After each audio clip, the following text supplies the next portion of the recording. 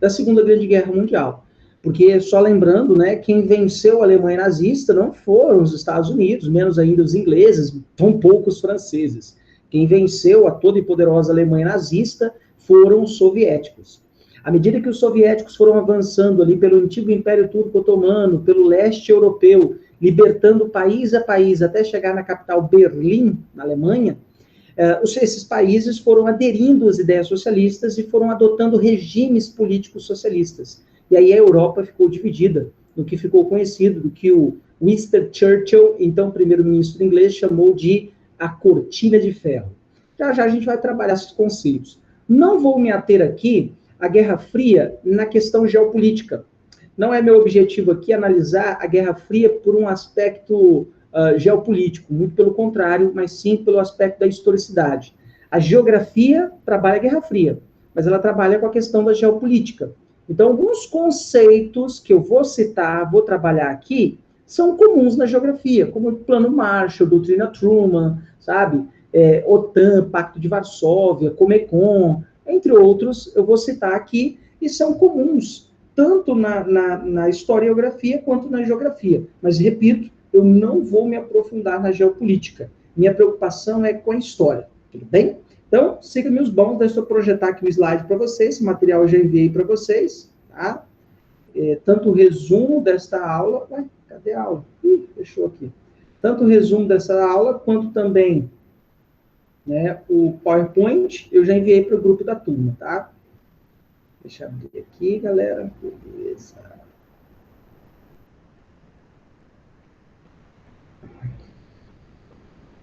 Beleza. Todo mundo consegue visualizar o slide? Está aparecendo para vocês? Guerra Fria e focos de tensões?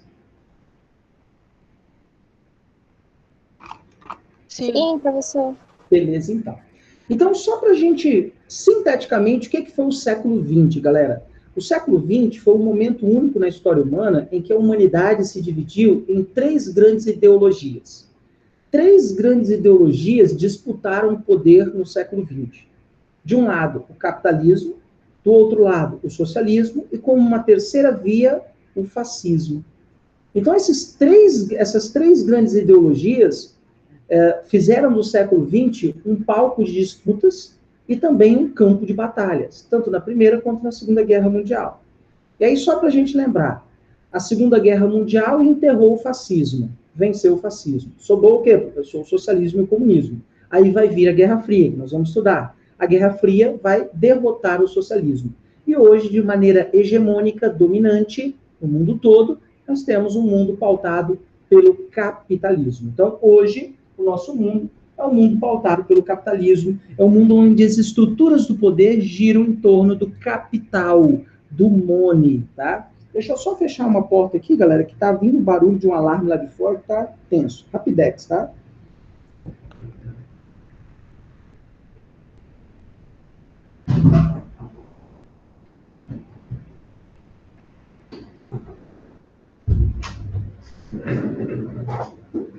Pronto.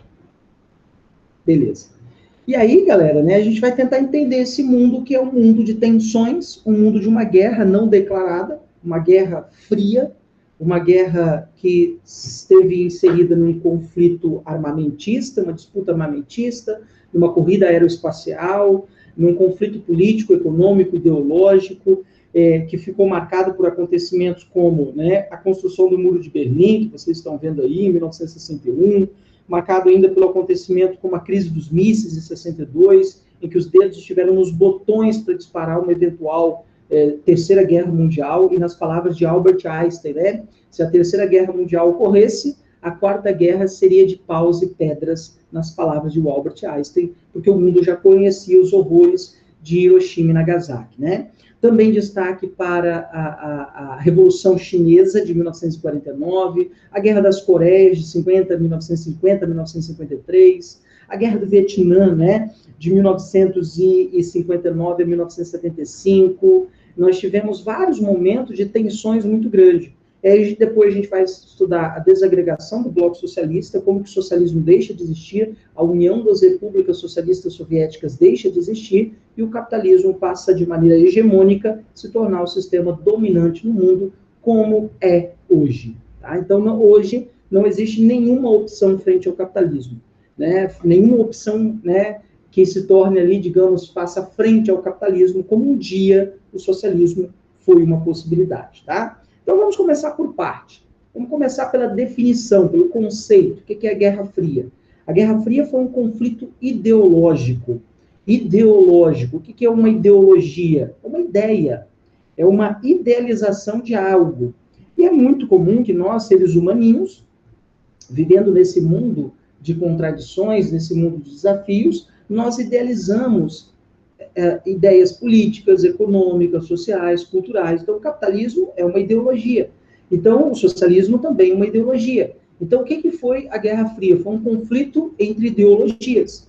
De um lado, nós tínhamos o capitalismo, liderado pela maior potência capitalista do mundo na época, os Estados Unidos. Do outro lado, a União Soviética liderando o socialismo. E essas duas ideologias se conflitaram no campo político, econômico, social, cultural, militar, tudo bem? Onde o mundo ficou polarizado. O mundo ficou dividido em dois polos, tá? O capitalismo e o socialismo. Então, o capitalismo e o socialismo, como grandes ideologias, vão marcar aí um período da história humana de 1945, pós Segunda Guerra Mundial, até 1991, quando ao fim da União Soviética, nós temos aí um período da história humana conhecido como Guerra Fria, ou que a geografia gosta muito de chamar de mundo bipolar. Bem, mundo bipolar é o outro conceito que a geografia gosta muito, tá? Bom, e quais seriam as origens da Guerra Fria?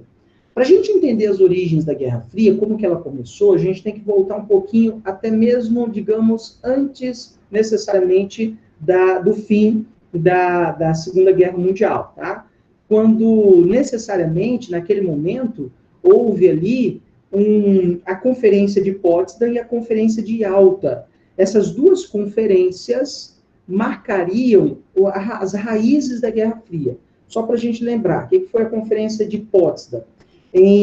Primeiro veio de Yalta, né, em setembro de 1945, em Yalta, na Crimeia, em que as nações que ainda a guerra nem havia acabado ainda, né? Mas as nações vitoriosas se reuniram para decidir os rumos da guerra, decidir os rumos da humanidade no pós, necessariamente, na Segunda Guerra. E aí, em agosto de 45, foi organizada a Conferência de Potsdam, na Alemanha, e aí bateram o martelo, e dentre as decisões da Conferência de Potsdam e de Yalta, estava lá, dividir a Alemanha em zonas de influência. E aí a Alemanha foi dividida em 4 importantes zonas de influência, né? Uma zona americana, uma soviética, uma francesa e uma inglesa. E aí o mundo, o conflito da Guerra Fria vai começar a ter suas origens justamente ali, na Conferência de Potsdam. Nossas raízes estão na Conferência de Potsdam, ainda antes da Segunda Guerra acabar. Mas quando é que ela começa oficialmente? 1947, com a doutrina Truman, idealizado por Harry Truman, então presidente dos Estados Unidos naquele momento. O Harry Truman, em 1947, recebeu a visita de Winston Churchill, o então primeiro-ministro inglês. E o Winston Churchill, lá nos Estados Unidos, falou para o Truman, Truman, o bicho está pegando lá no leste europeu. O bloco socialista criou uma verdadeira cortina de ferro. E o socialismo avança país a país em direção à Europa. Temos que fazer alguma coisa. E aí o medo de que o socialismo tomasse o mundo, o medo de que o socialismo chegasse nos Estados Unidos, fez com que, em 1947, Harry Truman lançasse a doutrina Truman, que tinha por objetivo unir os países capitalistas para barrar o avanço do socialismo no mundo. Eram basicamente esses dois pontos. Doutrina Truman, unir os países capitalistas e conter a ameaça, o avanço das ideias socialistas. E como unir os países capitalistas, professor? Nada mais une nações capitalistas do que capital, money, dinheiro, bufunfa, faz-me rir. E aí 2 grandes políticas econômicas vão ser criadas nessa época. A Aliança para o Progresso e a política da boa vizinhança, que vai trazer para o apoio dos Estados Unidos vários países da América, dentre eles o Brasil, durante principalmente 1964 e 85, quando nós teremos o regime militar brasileiro. O regime militar brasileiro será uma marca desse conter o avanço do socialismo. Afinal de contas, por que os militares tomaram o poder no Brasil, né? Para garantir a segurança nacional, em nome da segurança nacional, contra a ameaça socialista, né? Que E não existia ameaça socialista nenhuma. A única vez que o socialismo significou uma ameaça para o Estado brasileiro foi na era Vargas. Depois disso, socialismo nenhum ofereceu nenhuma ameaça. Os militares tomaram o poder porque foram financiados pelos norte-americanos, e o modelo americano de combate às ideias socialistas significava em justificar ditaduras no Chile, na Argentina, na Nicarágua, no Brasil e etc. Né? Bom, vamos lá, pessoal. Perguntas até aqui, dúvidas? Tranquilos? Ô, professor. Pode falar. Boa noite. Boa noite. Como é que é mesmo? Eu ia falar? O plano Marshall foi na primeira guerra ou na segunda? O plano Marshall vai ser agora, na Guerra Fria. A gente vai falar dele agora, na verdade. A gente vai falar dele agora. Tá. Beleza? Beleza. Vamos lá, galera. Perguntas. A origem, professor, foi quando ele estava decidindo... Foi na Conferência de Berlim? Não, Conferência de Berlim não. Potsdam. Esqueci o nome. Isso, na Conferência de Potsdam. É ali que estão as origens da Guerra Fria, as raízes da Guerra Fria. E por que está ali, professor? Porque foi nessa conferência que decidiu dividir a Alemanha. Dividir a Alemanha entre um lado capitalista e um outro socialista. E a divisão da Alemanha foi ali que começou a divisão do mundo entre capitalismo e socialismo. Por isso que as raízes da Guerra Fria estão na Conferência de Potsdam. E ali por volta de agosto de 45, tá? Tudo bem? Mas os países que foram vitoriosos da Segunda Guerra e queriam dividir a Alemanha, eles que estavam querendo dividir de um lado socialista ou capitalista? Na verdade, o que foi a Conferência de Potsdam? Nessa conferência se sentaram o Joseph Stalin, tá, que é o então líder da União Soviética, o Winston Churchill, primeiro-ministro inglês, e o Harry Truman, que era o presidente dos Estados Unidos nessa época. Então, esses três líderes falaram, a gente não pode deixar a Alemanha sozinha. A Alemanha não pode ficar sozinha, senão ela vai causar uma terceira guerra mundial. Já causou a primeira, causou a segunda, vai causar a terceira. Mais ou menos essa era a ideia. E aí, eles decidiram dividir a Alemanha em zonas de influência. E aí, cada zona de influência seria administrada, tutelada, protegida por cada país. E aí, dividiu a Alemanha em 4 zonas. Uma norte-americana, uma francesa e uma inglesa. É o lado capitalista. E o outro lado, que era liderado pela União Soviética, era o lado socialista. E é aqui, quando dividiu a Alemanha nesse modelo, lado capitalista e lado socialista, é que começou a sementinha da Guerra Fria, as raízes da Guerra Fria serem plantadas, né? Tudo bem?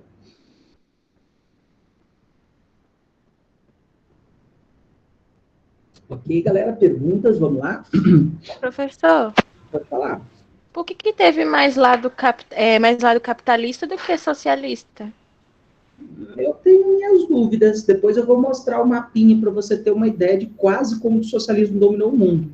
Tá? O leste europeu, o antigo Império Turco-Otomano, a China, a União Soviética inteira, estava tudo sob domínio socialista, estava tudo dominado.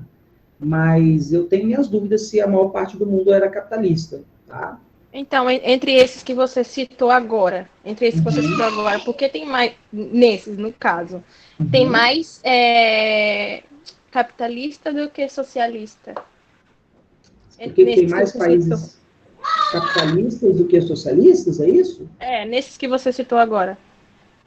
Então, eu tenho minhas dúvidas se realmente tem mais países, na época tinha mais países capitalistas do que socialistas. Depois eu vou mostrar o mapinha, que você vai ver o antigo Império Turco-Otomano todo dominado, a Ásia praticamente toda socialista, a China socialista, a União Soviética socialista. Então, vários países daquela região do leste europeu adotaram o socialismo. É porque a gente só lembra da União Soviética, mas Hungria, Romênia, Iugoslávia, Bulgária, Tchecoslováquia, né? Depois ali a Polônia, entre outras regiões ali, Turcomenistão, né, a parte da Ásia Menor, a maior parte daquela região ali era tudo socialista. Né? Letônia, Lituânia, Polônia, Estônia, Finlândia, era tudo socialista aquilo ali. Professor, eu acho que ela está falando da Alemanha, que a Alemanha ficou com 3 partes capitalistas e uma socialista. Entendi. Eu acho que é isso. Entendi, agora entendi a pergunta. Se for realmente essa a ideia, é porque os países vitoriosos, dos países vitoriosos, apenas um era socialista, que era a União Soviética. E aí, entre os países vitoriosos, nós temos a União Soviética, a Inglaterra, a França e os Estados Unidos. E aí, vamos dividir? Vamos dividir igual, entre os 4. E aí, eles pegaram a Alemanha e dividiram em 4 partes, igual a pizza, né? E aí, os Estados Unidos, a Inglaterra e a França ficaram com uma maior parte capitalista e a União Soviética ficou com a parte oriental socialista, né? Mas foi por isso, porque os países que venceram a Segunda Guerra, 3 deles eram capitalistas, apenas um era socialista, né? Não sei, eu acho que agora entendi. Tudo bem? Foi isso? Foi essa a pergunta, galera? Sim. Beleza? Show de bola. É porque eu não havia entendido. Pode falar. Professor, tem como se relembrar o finalzinho da guerra da Segunda Guerra Mundial? Com a criação da ONU? O final. Não entendi. O finalzinho com a criação da ONU? Não. Foi isso. Não estou lembrando. Na verdade, a guerra termina quando o Japão se rende em 2 de setembro de 45, depois das bombas de Hiroshima e de Nagasaki.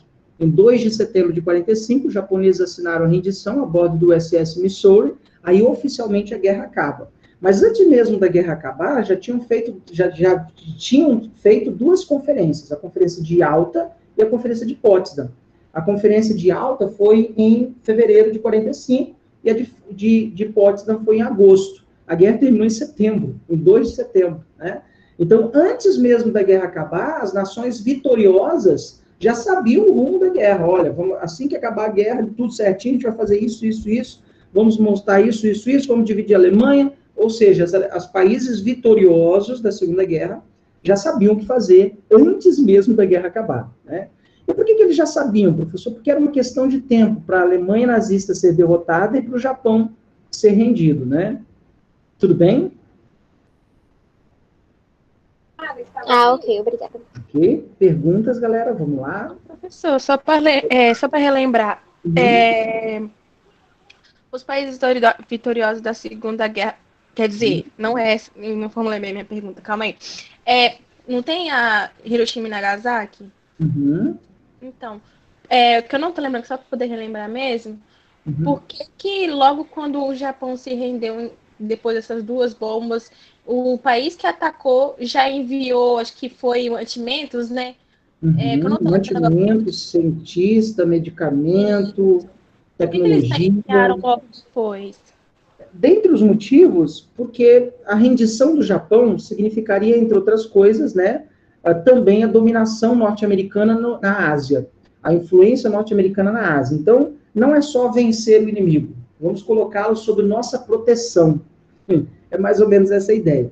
E logo depois de Hiroshima e Nagasaki, para evitar que as ideias socialistas chegassem no Japão, os Estados Unidos vão criar o Plano Colombo. O Plano Colombo significou milhares de dólares investidos na economia japonesa. Os japoneses, com aquele cabeção inteligente que eram, pegaram esse dinheiro e investiram em educação de base ao ensino superior. Japoneses faziam um acordo com seus filhos. Você vai lá estudar nos Estados Unidos abriu a porta para os japoneses foram para os Estados Unidos, estudaram nas melhores universidades norte-americanas, Harvard, Massachusetts, né? Universidade de Boston, Ohio, que o parta, né? Os japoneses foram para os Estados Unidos, estudaram nas melhores universidades norte-americanas, e depois eles tinham que voltar para o Japão, trabalhar no Japão por 5 anos. Depois de 5 anos trabalhando no Japão, eles podiam decidir se queriam voltar para os Estados Unidos ou continuar no Japão. Esse era um acordo que o Japão fazia com os jovens japoneses, gênios, inteligentíssimos, que tinham a oportunidade de estudar nos Estados Unidos, tudo pago pelo governo japonês, com bolsa de estudo nos Estados Unidos, oferecida pelos Estados Unidos. E aí o que acontece, infelizmente, no Brasil, né? O moleque no Brasil se destaca, passa em 5, 6 universidades, ganha uma bolsa de estudo nos Estados Unidos, ele vai voltar para o Brasil?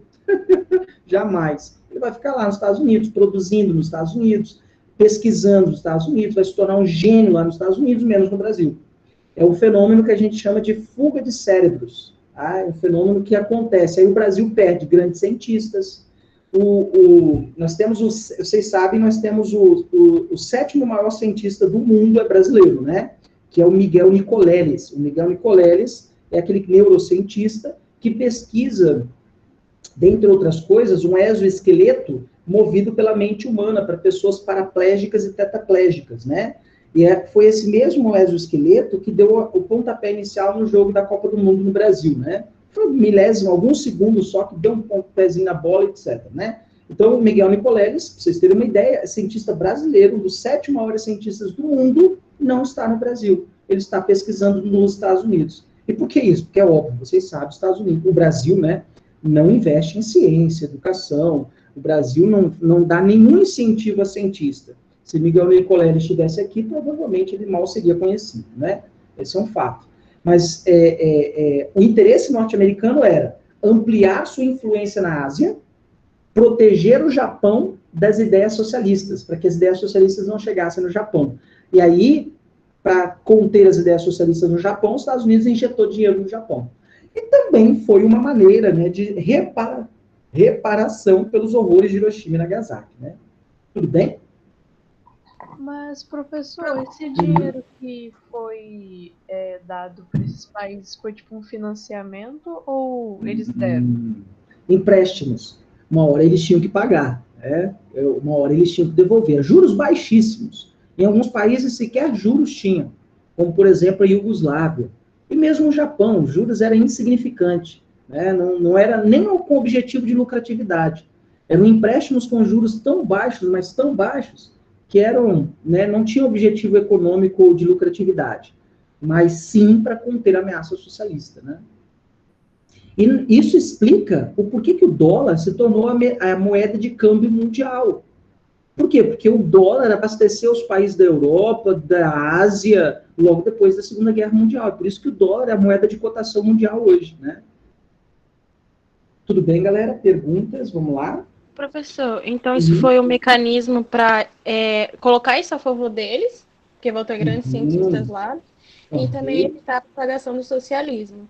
Também, exatamente, perfeito. Ok? Tá. Interesses econômicos, interesses políticos, conter a ameaça socialista, isso aí. Porque querendo ou não, eles sabiam, né, professor, que se essas grandes mentes, por assim dizer, ficassem lá e tivessem as ideias socialistas, ia virar contra eles e isso seria prejudicial para eles também. Né? Uma eventual terceira guerra, exatamente, perfeito. Tá. Beleza. Podemos continuar então, galera, tranquilos? E aí a gente vai falar um pouquinho agora sobre as disputas que ocorreram, as disputas e os conflitos. E dentre as disputas e os conflitos, no campo econômico, na esfera econômica, nós temos 2 importantes planos econômicos que foram criados. A ideia do capitalismo dos Estados Unidos era de que o seguinte: a única maneira de vacinar um país contra as ideias socialistas é injetando nele capital, dinheiro, bufunfa, faz-me rir.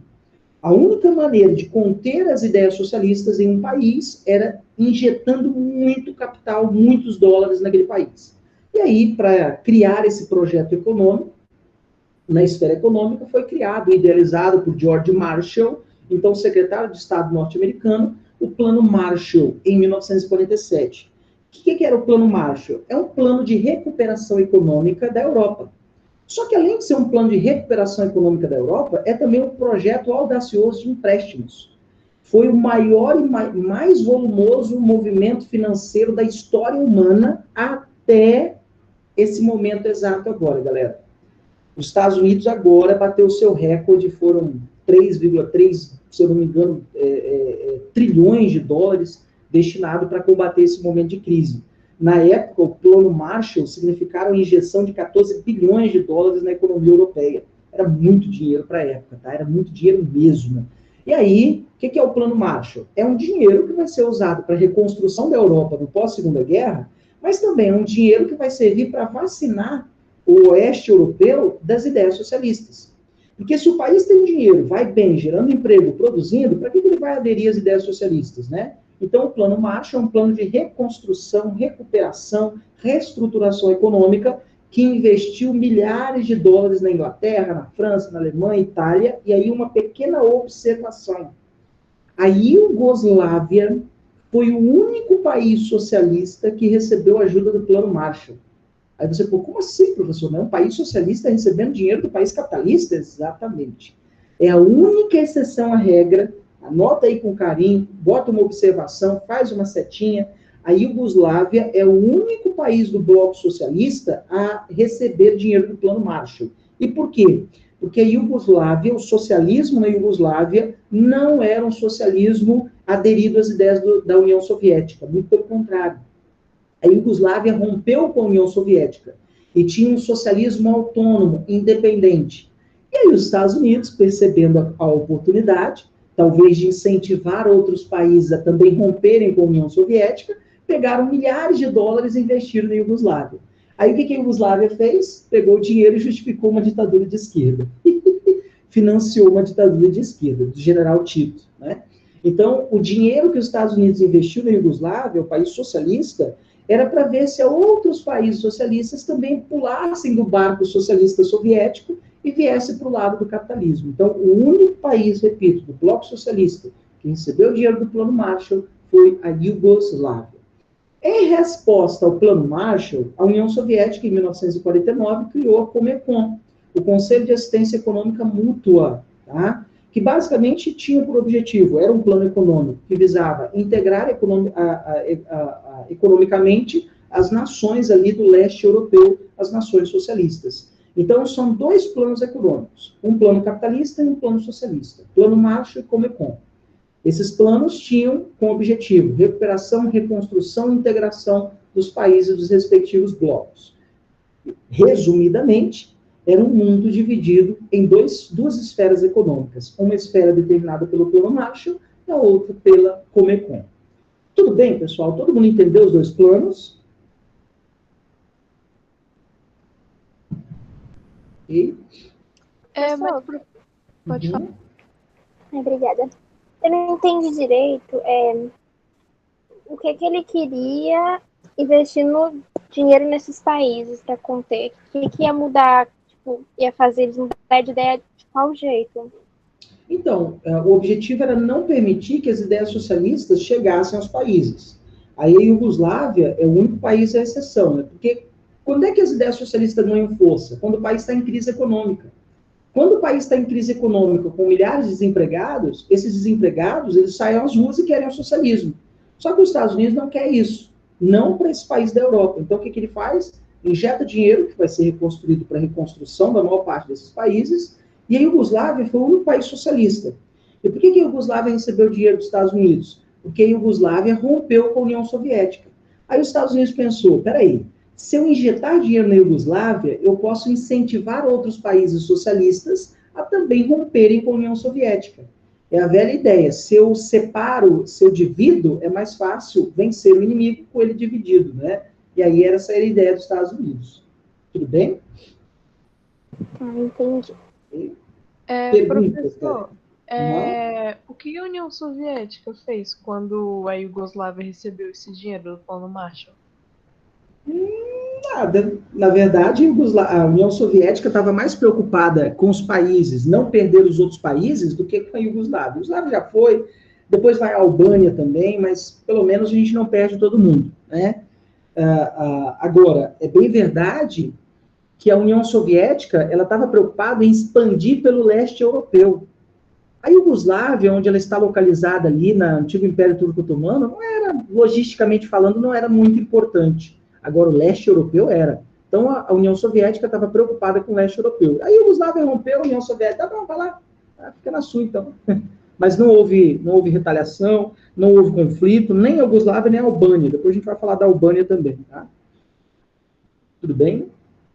Tudo sim. Esses países aí, o professor, esses países, Inglaterra, França, Alemanha, Itália, os países que ele investiu dinheiro, né? Isso, esses são alguns deles. Tiveram outros países. Basicamente, todo o oeste europeu recebeu dinheiro do Plano Marshall.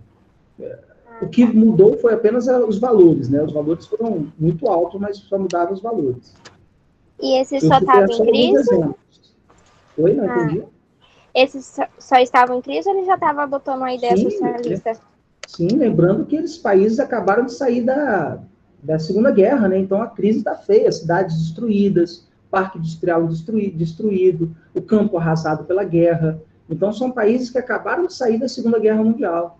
Então, eles precisam de dinheiro, né?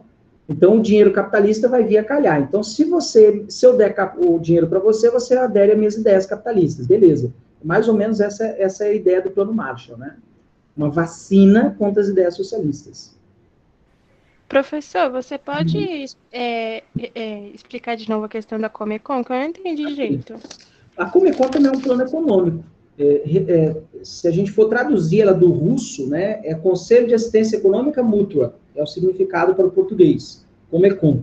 Ah, professor, mas não tem A ali, é porque é tradução para o português, tá? Eu não lembro no russo, no eslavo, na verdade, como é a pronúncia, nem vou lembrar agora. Mas o significado é Conselho de Assistência Econômica Mútua. É um plano econômico que tinha por objetivo, assim como o Plano Marshall, reconstruir, integrar a economia dos países do bloco socialista. Tá? Beleza? Professor, então é a mesma coisa do Plano Marshall, só tipo quase a mesma coisa do Plano Marshall, só que pro lado socialista? Exatamente, pro lado socialista, para evitar que as ideias capitalistas chegassem ao socialismo. Né? E a do Plano Marshall é para evitar do socialista. Exatamente, perfeito. Tá. É isso aí, é exatamente isso. Como vocês veem nessa charge aqui, ó, o mundo dividido, União Soviética, Estados Unidos, cada um com suas armas, né, um olhando para o outro, né, mais ou menos esse é o mundo que a Guerra Fria presenciou, né. Beleza? E aí também, galera, a guerra também se expandiu para a esfera militar, tá? A esfera militar também foi palco do conflito. De um lado, nós tivemos a OTAN, Organização do Tratado Atlântico Norte, criada pelos Estados Unidos, que foi uma aliança militar de defesa mútua, e em resposta à criação da OTAN, em 1949, a União Soviética também criou seu pacto, sua aliança militar, o chamado Pacto de Varsóvia.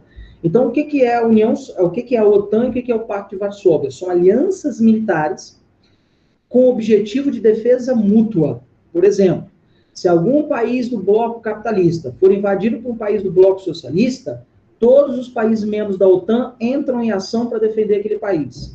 O mesmo se faz valer para o Pacto de Varsóvia. É uma aliança militar de defesa mútua. Se algum país socialista for invadido por um país capitalista, o Pacto de Varsóvia entra em ação para defender aquele país. E aí, nesse momento, o mundo estremeceu. Não passava nem fiozinho de cabelo com graxa.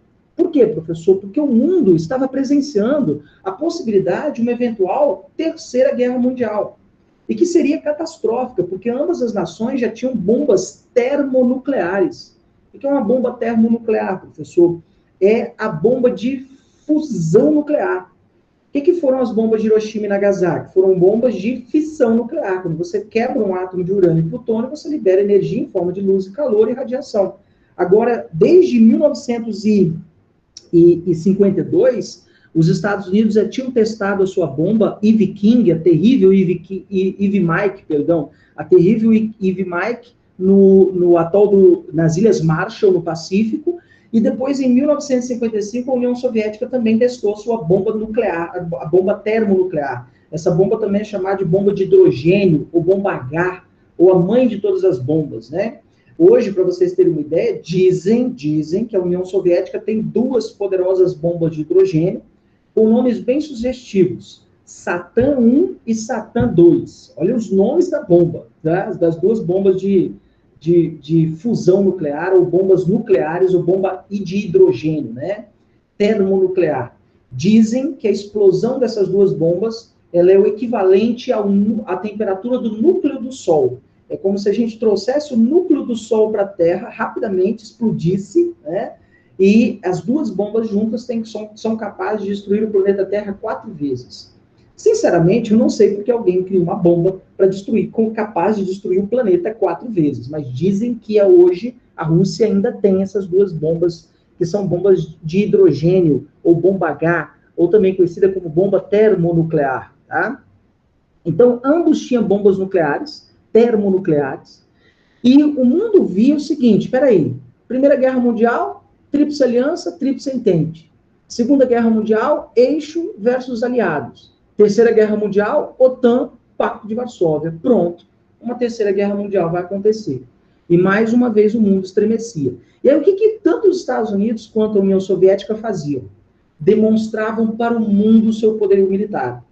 Desfiles militares com as bombas nucleares passando em cima de caminhões, desfiles militares que duravam horas, assistido por espectadores que batiam palmas, estarrecidos. Mais uma vez, o nacionalismo estava sendo alimentado em ambas as nações. E tanto a União Soviética quanto os Estados Unidos faziam questão de seus desfiles militares serem mostrados para o mundo. E o mundo recebia as imagens, as fotografias desses desfiles militares, e o mundo começou, mais uma vez, uma tensão muito grande. O risco eminente de uma terceira guerra mundial era muito grande. E isso esteve ao próximo de acontecer, galera. A famosa crise dos mísseis em 1962. O que aconteceu em 1962 em Cuba? Um avião U-2, espião norte-americano, sobrevoando Cuba, fotografou celeiros de mísseis nucleares sendo instalados e mísseis sendo transportados. Era a União Soviética posicionando mísseis em Cuba. Só que por que a União Soviética, professor, levou mísseis nucleares para Cuba? Porque em 1961, um ano antes, os Estados Unidos levou 2 mísseis nucleares para a Turquia, pertinho da União Soviética, um pulo de Moscou. Então, um ano antes, os Estados Unidos tinham instalado 2 mísseis nucleares, 2 bombas de hidrogênio, na Turquia. E por que tinha que levar as bombas mais próximas possível, professor? Primeiro, porque não havia, na época, tecnologia de mísseis transoceânicos ou transcontinentais. Não existiam mísseis capazes de rasgar o Oceano Atlântico para cair na União Soviética, e menos ainda sair da União Soviética e cair nos Estados Unidos. Então, o que você tinha que fazer? Levar a bomba o mais próximo possível do seu inimigo. E aí, essa charge aqui, ó, representa muito bem o que foi a crise dos mísseis. Os Estados Unidos colocaram a bomba de hidrogênio na Turquia, debaixo da bunda do então presidente da União Soviética na época, o líder soviético na época, que era o Nikita Khrushchev. E a União Soviética instalou bombas em Cuba, na Cuba de Fidel Castro, né? Então, o mundo viveu ali entre os dias 18 e 28 de outubro de 62, um momento de muita tensão. Um momento que os dedos, galera, estiveram nos botões para disparar uma eventual terceira guerra mundial. E dizem, né, até hoje é um assunto muito polêmico na União Soviética, de que foi um oficial chamado Stanilai Petrov que salvou o mundo da tragédia. Stanilai Petrov era o chefe do operador de radar antimísseis nucleares da União Soviética, e ele estava de plantão na noite quando os radares computadorizados, que tinham recém sido instalados, alertaram para a entrada de um míssil no espaço aéreo soviético. E aí, o que o Stanilai Petrov precisava fazer? Pegar o telefone e ligar falando, ó, deu ruim, é um míssil entrando no nosso espaço aéreo. Porque quando ele avisasse, imediatamente a União Soviética apertava o dedo no botão dela e a bomba acertava os Estados Unidos, né? Então, o Stanilai Petrov... Ô, professor... Oi, pode falar? Faz favor de repetir. Oi, não estou te ouvindo? Repetir que para mim travou. Não entendi, perdão. Oi. Repete para mim, fazendo favor, que eu não ouvi nada. Tá cortando, não consegui te ouvir. Acho que ela tá falando para repetir. Ah, tá. As crises dos mísseis? É isso? Acho que foi. Isso. Beleza, então. Vamos lá, então. Na hora que você começou a falar do homem que... lá dos botões. Isso. Okay. Beleza. E aí, o que conta-se a história? Os chamados bastidores da história, né? Conta-se que foi esse oficial chamado Stanilai Petrov que salvou o mundo da Terceira Guerra. O que esse cara era? Ele era um operador de radar do sistema de detecção dos mísseis nucleares da União Soviética. Então, ele era o chefe de detecção de radares, de mísseis. E aí, na noite que ele estava de plantão, era bem à noite que os radares analógicos estavam sendo substituídos por radares computadorizados. E eles, né, estava todo um período de adaptação naquele momento. E aí, eram por volta de 11 da noite, mais ou menos, um computador avisou que algo entrou no espaço aéreo soviético, uma velocidade estonteante, era mais de 4.000 km por hora. Nenhum artefato no mundo viajava àquela velocidade. E aí o radar disparando, piscando, acionando, E aí, imediatamente, os oficiais abaixo dele falaram, liga, dê a ordem, porque se ele desse a ordem, né, a União Soviética apertava o botão e começava a guerra. E aí ele confiou nos instintos dele. Ele correu para os radares analógicos, não aparecia nada nos radares analógicos, voltou no computador, fez o check-up e o computador continuou com o alarme. E aí ele mandou aguardar, podia ser um erro do computador, né? E aí ele aguardou 1 minuto e pouco depois, o segundo computador acionou o alarme também, mostrando outro artefato entrando no espaço aéreo soviético. E nesse momento, os outros oficiais já tinham até pego o telefone. Ele falou, segura a onda aí, galera. Não aguenta aí, ninguém liga ainda. Ele corre para o radar analógico, nada no radar analógico. Vai para os radares computadorizados, com os radares piscando. Mais alguns minutos, o terceiro computador aciona o alarme. E aí o Stanley Petrov, ele disse isso numa entrevista para a BBC, antes de morrer, ele morreu em 2017, que foi um momento de maior tensão, porque alguns oficiais abaixo dele queriam ligar, e ele segurando o telefone. Ele segurou a linha do telefone. Não, aguardem mais um pouco. Né? E aí o quarto computador acionou o alarme. E aí, nesse momento, foi que ele olhou de novo para o radar analógico, não aparecia nada no analógico, e aí quando ele voltou os olhos para os 4 computadores, eles simplesmente apagaram.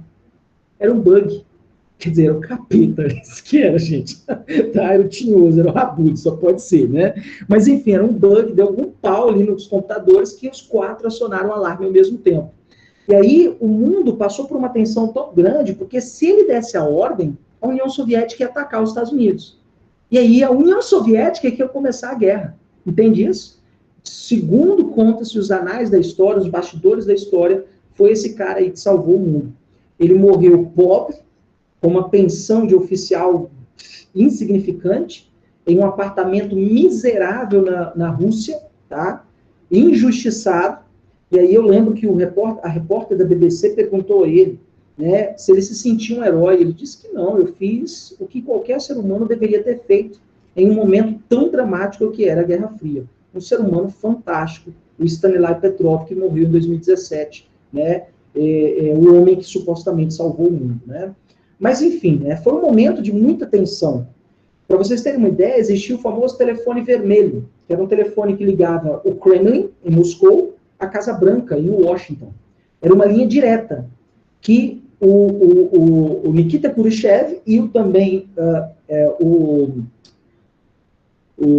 oh, meu Deus, o nome do presidente americano, Franklin Roosevelt, não é o... foi assassinado. Lincoln. É o John Kennedy. O John Kennedy e o Nikita Khrushchev falavam ao mesmo tempo, conversavam entre si constantemente. E todos que relataram as transcrições dos áudios dizem que eles eram sempre muito amistosos. Em nenhum momento eles se ameaçavam, em nenhum momento, muito pelo contrário. Ambos queriam resolver o impasse. Ambos queriam acabar com aquela crise. E aí, como é que resolveu o problema, professor? Os Estados Unidos se comprometeram a retirar os mísseis da Turquia e a União Soviética se comprometeu a retirar os mísseis de Cuba. E também exigiram que os Estados Unidos nunca mais tentassem tomar Cuba, porque um ano antes, os norte-americanos tentaram tomar a Baía dos Porcos, em Cuba. E aí, né, foi uma tentativa frustrada de tomar Cuba, e aí os cubanos, né, garantiram uma espécie de proteção dos soviéticos na época, né? E pronto, resolveu-se o problema no dia 28 de outubro de 1962, em um dos momentos que, foi por pouco, galera, tá? Foi por pouco. Se, eventualmente, essas nações tivessem começado uma guerra termonuclear, hoje nós estaríamos vivendo um inverno nuclear. O que seria um inverno nuclear, professor? Milhares de bombas atômicas explodindo no mundo, lançariam toneladas e mais toneladas de poeira radioativa para o espaço, encobrindo o Sol. A luz do Sol não entraria na atmosfera. Os primeiros a morrerem seriam as plantas, porque elas não conseguiriam fazer fotossíntese sem a luz do Sol. Morrendo as plantas, morrem os herbívoros, morrendo os herbívoros, morrem os carnívoros. E nós, professor, seres humaninhos, provavelmente nós estaríamos aqui para contar a história, né? Ainda bem que isso não aconteceu, né, gente? E aí esse momento é possível, né? Esse momento está sendo possível graças a isso. Né? Mas foi um momento de muita tensão mesmo, tá? Tudo bem, pessoal? Perguntas? Professor, Uhum. que você falou que aconteceria se eles ativassem o míssil? Então, se eventualmente tivéssemos uma terceira guerra mundial, uma guerra termonuclear, entre as grandes nações da época, Estados Unidos e União Soviética, o mundo viveria um inverno nuclear. Porque se você explode bombas de hidrogênio no mundo, o que acontece? Emite-se para a atmosfera toneladas e mais toneladas de poeira radioativa. Essa poeira radioativa, ela encobre o Sol, e a luz do Sol não entra na atmosfera. Sem a luz do Sol, as plantas não fazem fotossíntese e morrem. Fora a radiação, né? Nem estou levando em consideração a radiação, tá? Estou falando só a questão da biologia do planeta, né? Do ciclo natural do nosso planeta. Sem luz do Sol já eram as plantas. Sem as plantas já eram os herbívoros. Sem os herbívoros já eram os carnívoros, né? Ou seja, seria uma extinção em massa no planeta, incluindo a nós mesmos, né? Tudo bem, galera? E aí eu fico me perguntando às vezes, né? Por que a Rússia hoje tem 2 bombas de hidrogênio tão poderosas como a suposta Satã 1 e Satã 2? Olha os nomes da bomba, né? Curus, quem Deus Pai. Tudo bem, galera? Perguntas, vamos lá? Ô, professor, também eu ouvi dizer também que teve a do submarino, né? Soviético, que eles estavam muito tempo sem contato e tal, com Moscou. Aí os navios americanos soltavam bomba nele para eles forçar ele a subir, né? Aí, como eles estavam sem contato, os 3 comandantes lá achou que já tinha começado, né? 2, na verdade. Aí precisava de uma decisão unânime dos 3. Aí 2 concordaram, um só que se negou a soltar os mísseis. Aí, tipo assim, ia afundar navio e provavelmente começaria a guerra também. Começaria a guerra, exatamente. Tem vários momentos assim, esse é um dos mais famosos, né? Você contou um deles, mas tem outros pequenos momentos muito dramáticos. Quando necessariamente os Estados Unidos entrou na Guerra do Vietnã, foi por pouco também.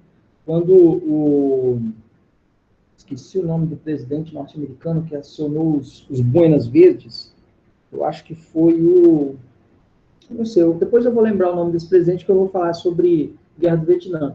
Mas quando os Estados Unidos mandou tropas para o Vietnã, também foi um dedo no botão direto também, sabe? Foram vários momentos de muita tensão, né? Tudo bem, galera? Perguntas? Vamos lá?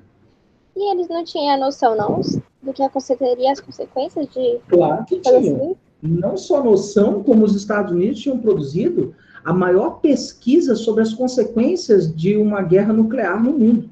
Os Estados Unidos não só tinham produzido, como deram para a União Soviética a pesquisa. Então, eles fizeram essa pesquisa no Japão, Hiroshima e Nagasaki. Os cientistas norte-americanos fizeram a maior pesquisa das consequências da radiação no corpo humano. Porque não se sabia na época até então. Até Hiroshima e Nagasaki, pouco se sabia dos efeitos da radiação no corpo humano.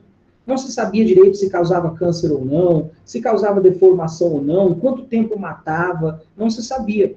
E aí os Estados Unidos, os cientistas norte-americanos, em coisa de 3 anos, depois de 45, 46, 47, 48, 49, já em 49, já divulgaram uma ampla pesquisa científica que, inclusive, foi cedida à União Soviética. Se a gente usar a bomba, vai dar merda. Aí, tá aí na pesquisa, tá?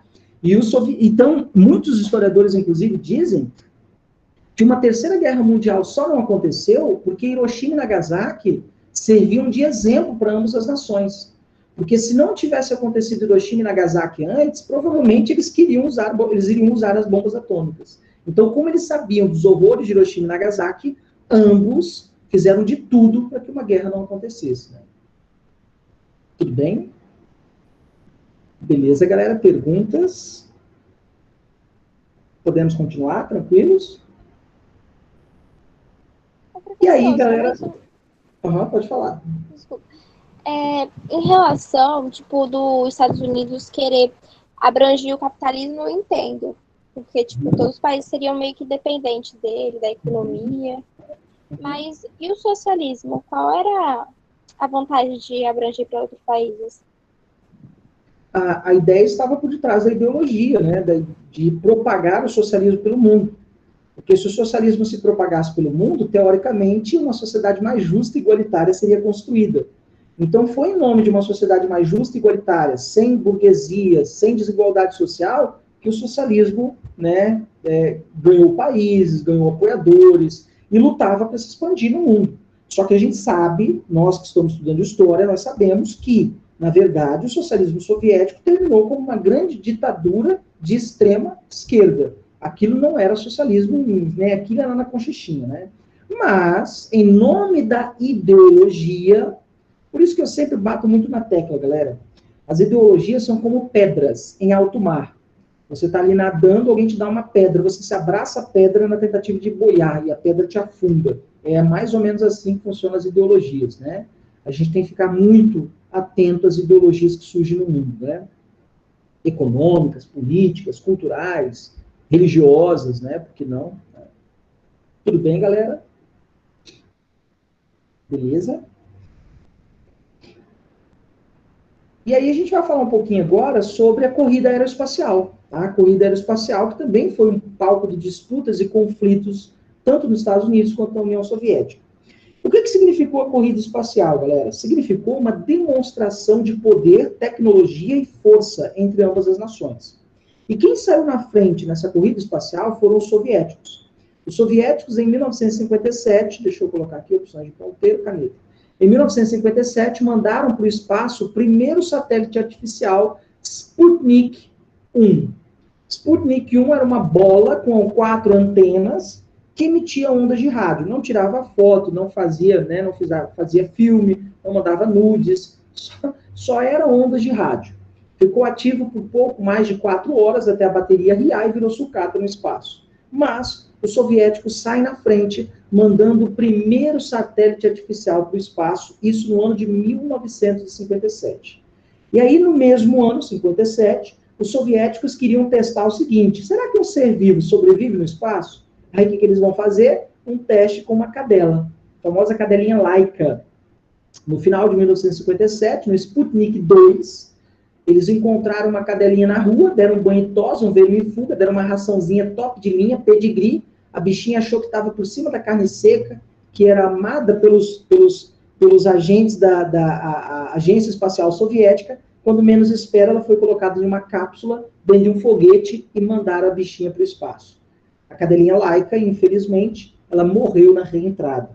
E por quê, professor? Porque a reentrada curiosamente, galera, o mais difícil é sair, o mais difícil é voltar para o planeta Terra. Sair é moleza, é só ter um impulso.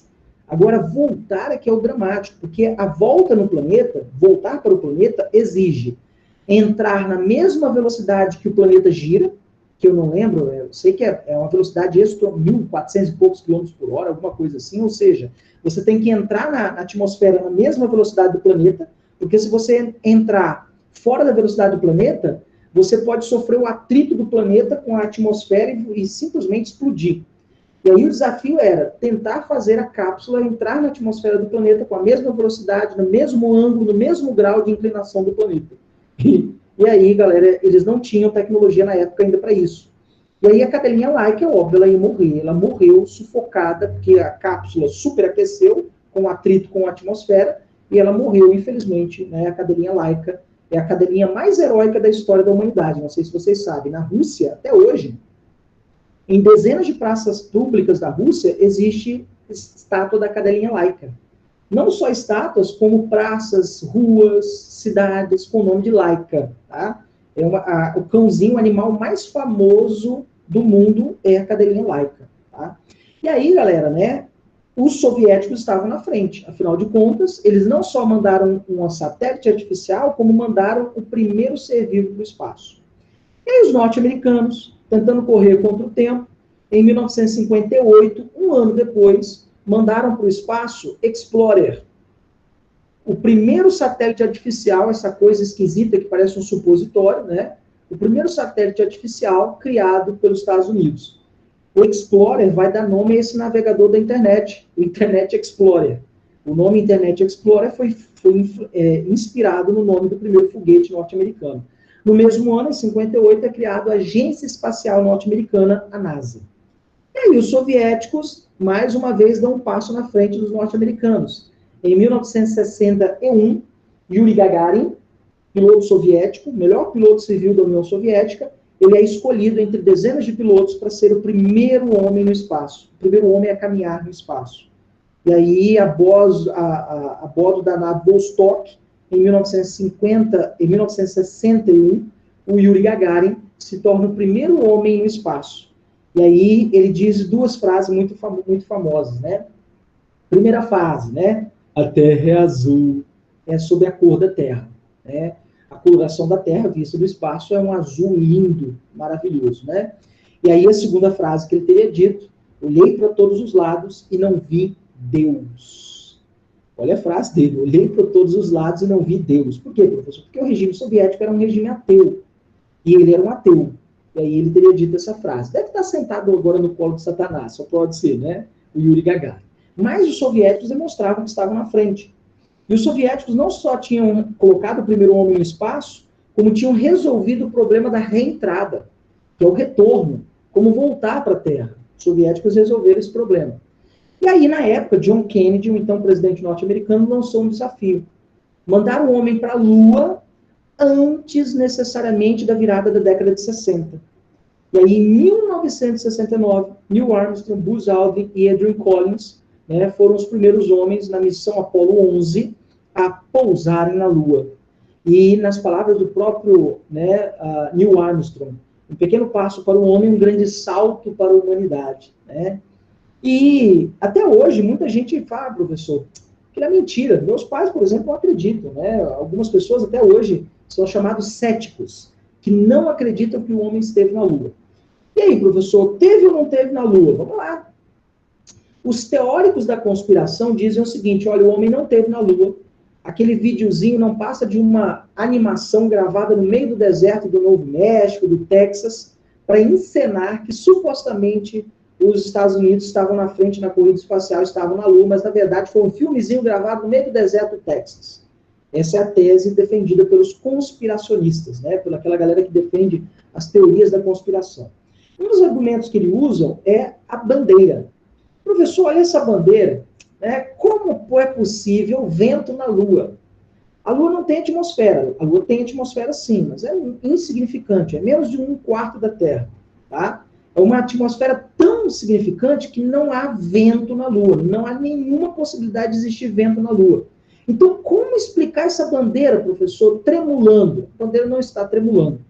Se você entrar no site da NASA, ou mesmo no YouTube, você pode assistir também no YouTube, mas o site da NASA está melhor. Você pode ver o vídeo original, gravado por várias câmeras, tá? A câmera dos astronautas, a câmera do módulo lunar, e você percebe que em nenhum momento a bandeira faz isso aqui, ó, tremula. Pelo contrário. A bandeira, ela tem uma haste de plástico. Aqui em cima, aqui existe uma haste de plástico. Ela veio fechadinha. Aí o que os astronautas fizeram? Eles só abriram a bandeira. E aí ela ficou meio engiada, ela ficou meio dobrada, faltou um ferrinho de passar, mas ela não está balançando, ela só está amassada, só isso. Em nenhum momento essa bandeira está sacudindo com o vento, porque não existe vento na Lua. Se você ver o vídeo original, você vai perceber isso. Então, os teóricos da conspiração dizem que tem vento na Lua, mas não tem vento na Lua, essa bandeira não está tremulando. Se você ver o vídeo original, você vai perceber isso. E por que então que a bandeira está aberta, professor? Porque existe uma haste de plástico aqui em cima segurando a bandeira aberta. É por isso. Mas não é o vento. Tá? Não existe vento na Lua. Segunda ideia dos teóricos da conspiração. Professor, na Lua não há atmosfera, né? Não há. A atmosfera é quase zero, tá? Se não há atmosfera, não há umidade. Não, teoricamente, não há umidade da Lua. Se bem que recentemente descobriram água na Lua, né? Mas tudo bem. Então, se não há umidade, não é possível ter pegadas. Como é possível tantas pegadas na Lua, então? O solo lunar. O solo lunar é muito característico. O solo lunar, é poeira, na verdade, lunar, ela tem uma característica que é só dela, que é um desenho tridimensional. Ela lembra um retângulo, tá? E aí, quando você pisa nesse solo lunar, essa poeira ela vai se encaixando milimetricamente. Ela vai se encaixando como se fosse um Lego, formando as pegadas. Então, é graças à característica da poeira do solo lunar que as pegadas são formadas, tá? A mesma ideia você pode trazer para a Terra. Na Terra, por exemplo, né? Pega na praia, vai na areia da praia, onde a água do mar vem e volta. Se você pisa ali na areia molhada, vai ficar certinho a marca do seu pé. Só que se você pisar naquela parte seca da areia, só afunda. Então, teoricamente, por não ter água na Lua, deveria só afundar e não criar pegadas. Só que a mesma ideia, o raciocínio, você pode pegar para cinzas. E o solo lunar é o quê? É poeira de cinzas. Porque a Lua, ela é fruto, entre outras coisas, né, de um grande asteroide que se chocou com a Terra, e ela virou uma bola de fogo durante milhares de anos, até se resfriar e se tornar a Lua, né, o nosso satélite natural. E aí, galera, né, o mesmo se pode aplicar para a ideia das cinzas. Essa poeira é como se fosse cinza. Se você pisar na cinza, não tem nenhuma umidade na cinza, mas se você pisa na cinza, fica igualzinho a sua impressão digital. Então, sim, é possível ter pegadas na Lua sem umidade. E a outra prova, talvez a mais cabal de todas, são as rochas e o solo lunar. Toneladas de rochas e solos lunares foram trazidas para a Terra. Ah, importante. Ao longo de todas as viagens para a Lua, no total foram 17 missões. Dessas 17 missões, 11 foram tripuladas. E das 11, 6 missões pisaram na Lua. Ou seja, não foram só 3 astronautas que pisaram na Lua, foram mais de 6 missões tripuladas que pisaram na Lua. A gente sabe, a mais famosa é a de Neil Armstrong, Buzz Aldrin e o Michael Collins. Mas existiram outros astronautas que estiveram na Lua. E trouxeram poeira lunar, rocha lunar, essa rocha aqui, ó, foram trazidas para a Terra. Para vocês terem uma ideia, no Brasil tinha essa rocha, estava lá no Museu Nacional, que queimou, né, ardeu em chamas recentemente. Então, vários cientistas do mundo, galera, pesquisaram esse solo lunar, a rocha lunar. Milhares de cientistas do mundo têm acesso até hoje a rochas lunares. E nenhum cientista, em nenhum momento, contestou a veracidade dessas rochas. Eu fico imaginando, se fosse uma conspiração, quanto dinheiro os Estados Unidos não tinham que pagar para calar a boca de tantos cientistas. Mas, repito, as rochas realmente são da Lua, tá? E para fechar de vez a conclusão, lá na Lua existem 6 espelhos como esse aqui, ó. É um espelho que funciona da seguinte forma. Daqui da Terra, a gente emite um raio laser, o raio laser se choca com esse espelho e volta para a Terra de volta. Supersensores captam esses raios. E a gente sabe a posição da Lua, sua distância, seu eixo de inclinação, graças a esses espelhos. Se não foi o homem que colocou o espelho na Lua, quem foi? Né? Então, sim, o homem esteve na Lua, não só uma vez, como 6 vezes, e coletou o solo lunar, rocha lunar, colocou espelhos na Lua, e é verdade, sim, galera, o homem foi à Lua, tá? Isso é científico. Se alguém tentar contestar com você, por favor, depois compartilhe o link dessa aula com ele, tá? Tudo bem, pessoal? Perguntas? Ou alguém ainda tem dúvidas de que o homem foi na Lua? Tudo bem? Perguntas? Vamos lá. Professor, Pode falar. o que esse espelho faz mesmo? O que esse espelho faz? É. Vamos lá. Como todo espelho, ele tem a função de refletir algo. Aí ele é um espelho especial, ele não reflete a imagem de alguma coisa, né? Daqui da Terra, a gente emite raios para a Lua. Pode ser raios de luz, pode ser raios, né, de gama, beta, alfa, pode ser qualquer raio que chegue na Lua, refletido nesse espelho e volta para a Terra. E aí, com base nesses dados, supercomputadores da NASA captam o eixo de inclinação da Lua, se houve alteração, se a Lua está mais próxima ou mais longe da Terra. Tá? Eles captam. Basicamente é isso. Né? E você pode ter acesso a esses dados no próprio site da NASA. Tá? O próprio site da NASA divulga em tempo real os dados coletados por esses espelhos. Tudo bem, galera? Mas qual que foi o primeiro país a levar o homem na Terra? Não entendi. O primeiro país a colocar o homem na Lua? E o homem no espaço. O primeiro país foi a União Soviética. O Yuri Gagarin foi o primeiro. Aí depois foi Estados Unidos com a Lua. Isso, aí os Estados Unidos colocou o homem na Lua. E aí era uma demonstração de que os Estados Unidos estavam na frente da corrida espacial. Tá? E era uma missão, galera, que tinha apenas 50% de chance de dar certo, tá?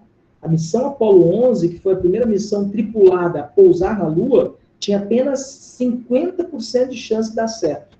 Para vocês terem uma ideia, o Neil Armstrong, que era o melhor piloto civil da NASA, ele quase morreu nos testes quando o módulo lunar explodiu, ele ejetou antes dele explodir, e quando ele chegou na Lua, eles iam pousar no chamado Mar da Tranquilidade. Porque vocês sabem que a Lua não tem atmosfera. Então, a Lua é ou muito frio ou muito quente. Temperaturas que podem chegar a 150 graus e menos 100 graus de temperatura. Ou seja, ou é muito frio ou muito quente. Aí você pode perguntar assim, professor, meu Deus, como eles sobreviveram? Ninguém estava lá de regatinha, de bermudinha, né, galera? Tava todo mundo com uma roupa mega blaster especial, capaz de resistir a essas temperaturas monstruosas, né? Tanto para mais quanto para menos. Então, eles estavam usando as roupas de astronautas. E aí, galera, né, o Neil Armstrong, ele tinha apenas 6 segundos de combustível para a manobra para pousar no Mar da Tranquilidade, que foi onde eles pousaram. Olha isso, ele tinha apenas 6 segundos de combustível para pousar, porque se ele ultrapassasse os 6 segundos, eles não conseguiam sair da Lua. E aí o que ele fez? Pousou em 4 segundos. Ele tinha 2 segundos de combustível extra. Olha que coisa louca isso, gente. E deu certo, tá? E não à toa eles entraram para a história como os primeiros homens a pisar na Lua, tá? Tudo bem, galera? Perguntas? Beleza, podemos continuar? Tranquilos? Continuando, então. E aí, galera, né? Partindo para a expansão do bloco socialista, em 1947, a União Soviética criou a Cominform, que era um grande centro de controle internacional dos partidos socialistas, dos movimentos socialistas pelo mundo. Qual o objetivo da Cominform? Coordenar, treinar e financiar partidos socialistas, ideias socialistas pelo mundo. O objetivo era levar o socialismo para outros países, levar o socialismo até os países capitalistas. Então, o objetivo era propagar as ideias socialistas. E a Cominform, no Brasil, financiou o Partido Comunista Brasileiro, o PCdoB, isso aí. O Partido Comunista, o PCB, Partido Comunista do Brasil e o Partido Comunista Brasileiro. Financiou os 2 partidos. E em outros países do mundo também, financiou vários partidos, ou seja, era um grande centro de controle internacional das ideias socialistas, com o objetivo de coordenar, treinar e financiar o socialismo pelo mundo. E é claro que os Estados Unidos sabia disso. E havia toda uma espionagem da CIA, Serviço de Secreto Norte-Americano, para conter as ideias da Cominform, para combater a Cominform pelo mundo, tá? Então havia todo um setor de espionagem, contra-espionagem, para poder barrar os avanços do socialismo pelo mundo, tá? Bom, e aí, um outro conceito muito importante é o conceito de cortina de ferro, tá? Só para a gente ter uma ideia, esses países aqui em cor de rosinha são os países socialistas do mundo, e em amarelinho os países capitalistas. Tá? Então veja que a maior parte do mundo, né, fica até difícil dizer qual era a maior parte do mundo, né, mas porque praticamente estava no meio a meio, né? Basicamente, eu tenho um mundo dividido entre socialismo e capitalismo. A Europa ocidental capitalista e a Europa oriental socialista. Então, eu tenho um mundo dividido entre 2 blocos, 2 polos, o polo capitalista e o polo socialista. E aí, quem usou esse termo cortina de ferro pela primeira vez foi Winston Churchill, o então primeiro-ministro da Inglaterra. Winston Churchill, em 1947, viajou para os Estados Unidos, esteve com Harry Truman, e ele disse para o Harry Truman, o bicho está pegando lá no leste europeu. As ideias socialistas estão avançando país a país. A gente tem que fazer alguma coisa. Existe uma cortina de ferro que impede que as ideias capitalistas cheguem nos países socialistas. O que é uma cortina de ferro? Você, provavelmente, aí no seu quarto, na sua sala, deve ter uma cortina aí na sua janela. Qual é o objetivo de uma cortina? Não deixar que o sol entre no ambiente. E qual é a ideia da cortina de ferro? Não deixar que as ideias capitalistas chegassem até os países socialistas. A ideia de cortina de ferro, o ferro é um mineral duro, resistente, né? Ou seja, as ideias capitalistas não conseguiam chegar aos países socialistas. E aí, basicamente, eu tenho um mundo dividido. E essa linha em vermelho aqui, ó, é que é a cortina de ferro. Essa linha vermelha aqui é que é a tal da cortina de ferro. Agora, pequena observação. Professor, o que a Iugoslávia e a Albânia estão fazendo do outro lado da cortina de ferro? Do lado capitalista. Sendo que elas são países, aqui ó, a Iugoslávia e a Albânia são países socialistas. O que aconteceu? Tanto a Iugoslávia quanto a Albânia romperam com a União Soviética, desde a década de 60. Então, por terem rompido com a União Soviética, Iugoslávia e Albânia estavam do lado da Europa Ocidental, do lado capitalista. mas, eram países socialistas, tá? Tanto a Iugoslávia quanto a Albânia eram socialistas, que romperam com a União Soviética. E o único país que recebeu, só para a gente fechar, o único país que recebeu dinheiro do Plano Marshall foi a Iugoslávia. Vamos lá, perguntas. Esses dois países que estão do lado capitalista, eles são aqueles que têm como é que fala a palavra, gente? O estilo, botar assim estilo, que eu não estou lembrando a palavra aqui agora. O estilo socialista autônomo? Exatamente. Posso dizer que eram socialistas autônomos, independentes da União Soviética. Perfeito. Boa observação. Tá. Entendi. Okay? Beleza, galera? Perguntas? E como que funcionava, professor, o socialismo autônomo? Então, era um regime socialista, como era na União Soviética, só que eram ditaduras de esquerda. E na Iugoslávia era pior ainda, porque o capitalismo que financiava aquela ditadura. Tá? Então, eram regimes autoritários, ditaduras de esquerda, que perseguiam opositores, mas estavam do lado capitalista, mesmo sendo socialistas. Mas o único motivo deles estarem do lado da Europa Ocidental é porque eles romperam com a União Soviética desde a década de 60. Eles não eram aliados à União Soviética. Eram socialistas, mas não aliados à União Soviética. Professor, teve algum motivo para a Albânia, no caso ali, ela não ter recebido, tipo, alguma ajuda do Plano Marshall também? Ou ela só rompeu depois? A Albânia era uma ditadura muito escancarada. E aí os Estados Unidos, ele ficava com medo de investir dinheiro do Plano Marshall na Albânia e o mundo pensar que os Estados Unidos estavam financiando uma ditadura. Mas na Iugoslávia também era ditadura. Só que na Iugoslávia era uma ditadura mais branda, menos escancarada, menos violenta do que na Albânia. Então, para evitar que os Estados Unidos fosse associado a estar financiando uma ditadura de esquerda, os Estados Unidos resolveram não injetar dinheiro na Albânia. Mas até que tentaram, tá? Até que tentaram negociar. Eu não lembro o nome do governante albanês, mas tentaram fazer com que ele implementasse uma democracia, mas ele não aceitou, e aí falou, então fica aí no seu socialismo, né? Mas a gente não vai investir, não vai injetar dinheiro em vocês, tá? Até que tentaram, os Estados Unidos tentou, mas não deu certo, não. E esses países tiveram alguma dificuldade, professor, por ter seu estilo socialista autônomo? Não a Iugoslávia, a Albânia sim. A Iugoslávia foi de vento em polpa, tá? Mas a Albânia teve muita dificuldade. Não só a Albânia, como os outros países, Polônia, Tchecoslováquia, Hungria, Romênia, entre outros, tiveram muita dificuldade. E por quê, professor? Porque o socialismo não ia se manter por muito tempo. A ideia socialista é linda, mas só funciona à base da porrada, da ditadura. E esses países não iam resistir manter ditaduras por tanto tempo. Por isso que a gente vai já estudar a desagregação do bloco socialista. O que é a desagregação do bloco socialista? É o fim da União Soviética, o fim dos regimes socialistas ali no leste europeu. Porque eles não eram viáveis por tanto tempo. Né? Tudo bem? Perguntas? Vamos lá? Professor, igual eu tô vendo aqui, a Turquia não aderiu a nenhum lado, não? Então, a Turquia, na verdade, está aqui, ó. Turquia aqui, ó. Essa região aqui é a Turquia. A capital da Turquia é Istambul, antiga Constantinopla. Então, essa região aqui que é a Turquia. Então, a Turquia, né, como está ali no Oriente, né, na Ásia Menor, basicamente, ela ficou meio em cima do muro, sabe? Meio em cima do muro, nem capitalista, nem socialista. E não havia nenhum interesse maior na Turquia a não ser o petróleo.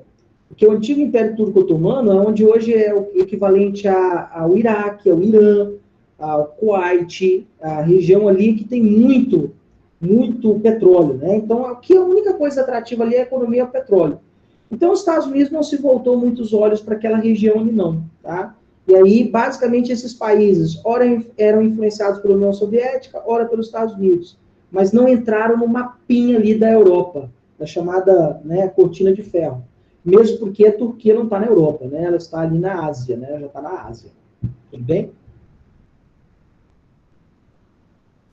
Professor, deixa eu ver se eu entendi. Essas autônomas, desculpa, era tipo capitalistas e socialistas ao mesmo tempo?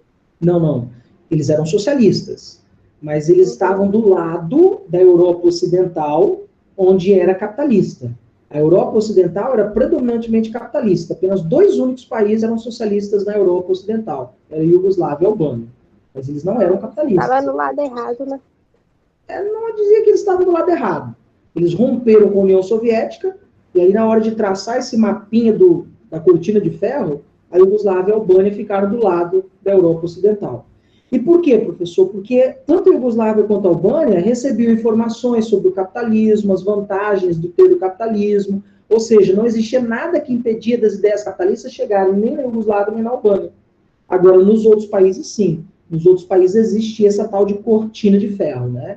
Que impedia que as ideias capitalistas chegassem nesses países. Né? Tudo bem? Professor, esses países eles tiveram algum benefício por receber influência dos dois lados? A Iugoslávia mais. A Iugoslávia, consequentemente, teve os investimentos do Plano Marshall, né? Mas a Albânia, direta e indiretamente, acabou recebendo produtos, fazendo acordos com a Itália, com a Grécia, porque são países que estão ali próximos. Recebia mercadorias, trocava mercadorias capitalistas. Agora, os outros países, como Bulgária, Romênia, Hungria, nada entrava nesses países e nada saía. Era realmente uma cortina de ferro, né? Tudo bem? Perguntas? Vamos lá? Mas eu não entendi, tipo, o que é essa cortina de ferro? A cortina de ferro é uma expressão, uma ideia. Para que serve uma cortina na sua janela? Para impedir que os raios do sol cheguem no ambiente, no quarto. Ok? O que é a ideia da cortina de ferro? Impede que as ideias capitalistas cheguem nos países socialistas. Entende? Então, as ideias capitalistas até que chegavam na Iugoslávia e na Albânia. Por quê? Porque elas estavam do outro lado da cortina de ferro. Mas na Polônia, na Tchecoslováquia, na Hungria, na Romênia, na Bulgária, em Berlim Oriental, nada chegava. Nenhuma informação, nenhuma ideia capitalista conseguia passar pela chamada cortina de ferro. Né? O professor, eles conseguiam, professor. Não entendi? Que não chegasse. Não entendi? Pergunta. Como que eles conseguiam que não chegasse essa ideia? Primeiro, contendo as ondas de rádio. Porque na época o rádio era o principal meio de comunicação. Então, torres para conter as ondas de rádio eram construídas ao longo de toda essa linha de cortina de ferro.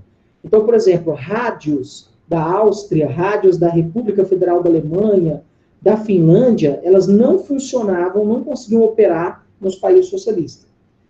Todas as regiões de fronteira, né, eram todas vigiadas. Ninguém entrava, ninguém saía. Mercadoria nenhuma conseguia ser contrabandeada para a Tchecoslováquia, para Berlim Oriental, para a Hungria, para a Romênia. E por que não conseguia, professor? Porque existia um rígido controle na alfândega, nas fronteiras, e para impedir que as ondas de rádio chegassem nos outros países. Né? Tudo bem? Ah, sim, obrigada. Professor, pode falar. Pode falar. Obrigada. Ô, professor, deixa eu te perguntar. Pode dizer que essa cortina de ferro, o Pacto de Varsóvia, todos esses planos que foram usados para impedir que as ideias capitalistas chegassem nos países socialistas, eles trabalharam em conjunto? Muito. E o principal órgão que organizava tudo isso era isso aqui, ó, Cominform. Era o que tentava manter tudo funcionando às mil maravilhas. Mas não conseguiu por muito tempo, não, tá? A Cominform é que tinha esse objetivo, tá? Qual foi o outro mesmo, professor? É a cortina de ferro, Pacto de Varsóvia, qual é o outro que tem também? Para impedir ou é só... Comecon. Isso, o Conselho de Assistência Econômica Mútua. Ah, tá. Obrigada. Okay? Beleza? Dúvidas, galera? Vamos lá. Professor, Aliança Militar também foi ideia dele? A Aliança Militar surgiu primeiro com a OTAN, nos Estados Unidos, e depois com a União Soviética, com o Pacto de Varsóvia. Vamos lá, galera. Perguntas. E as colônias na África, professor? Era colônia ainda, não era? Isso, eram colônias ainda, mas calma que a gente vai falar da descolonização. É o finalzinho dessa nossa aula, que aí eu vou tratar só de uns 4 slides falando da descolonização da África e da Ásia. Se eu entrar agora, vai confundir vocês, entende? Por isso que eu não vou misturar os conteúdos, ok? Mas a gente vai falar, tá? Então tá bom. Beleza? Dúvidas, galera? Perguntas? Tranquilos? Podemos continuar, então? Deixa eu ver se dá mais tempo aqui. Beleza.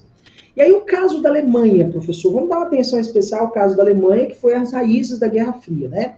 Só para a gente lembrar. Lá na Conferência de Yalta e na Conferência de Potsdam, Na Conferência de Alta, por exemplo, Winston Churchill, primeiro-ministro inglês, Harry Truman, presidente norte-americano, e Joseph Stalin.